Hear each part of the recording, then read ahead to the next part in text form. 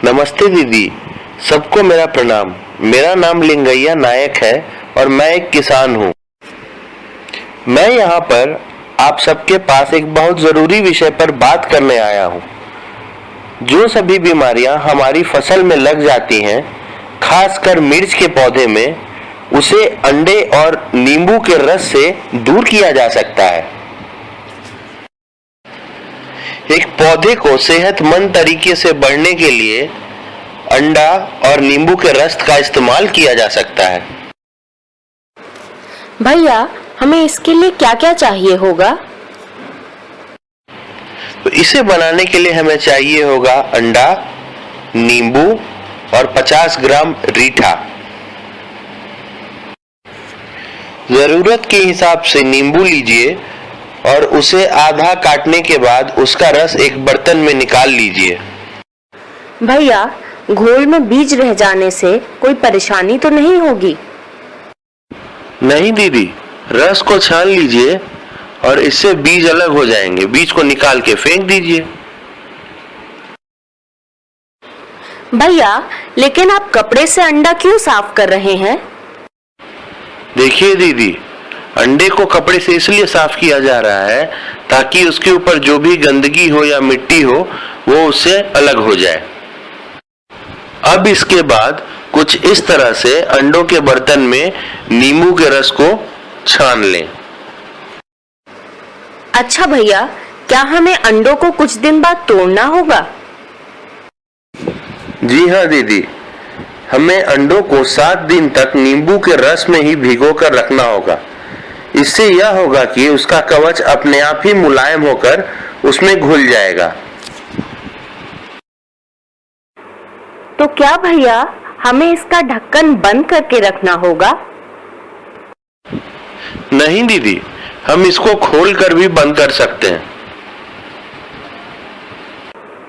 भैया, इस मिश्रण को हम किस किस फसल के लिए इस्तेमाल कर सकते हैं?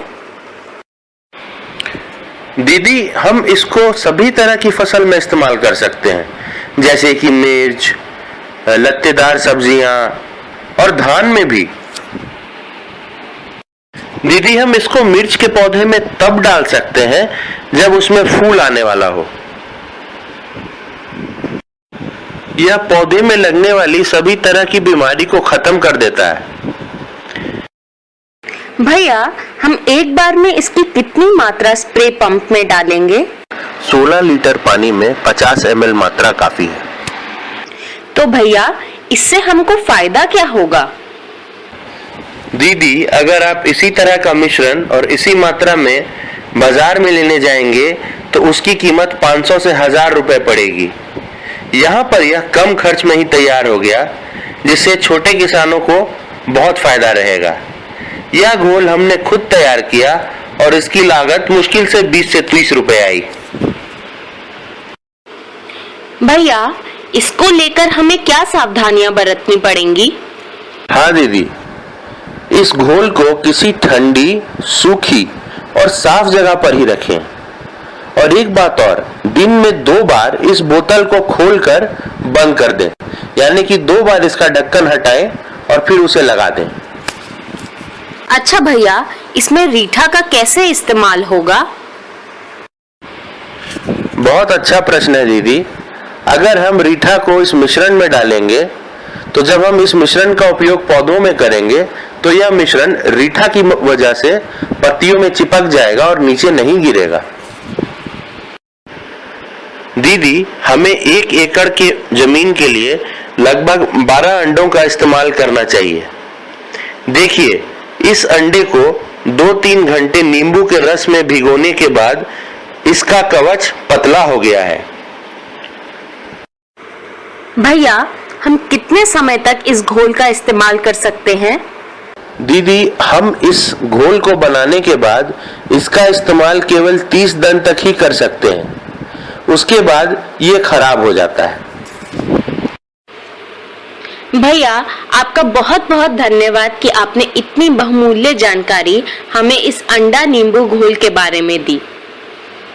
आप सभी दीदियों का भी बहुत बहुत धन्यवाद यहाँ आने के लिए और अपना समय निकालने के लिए।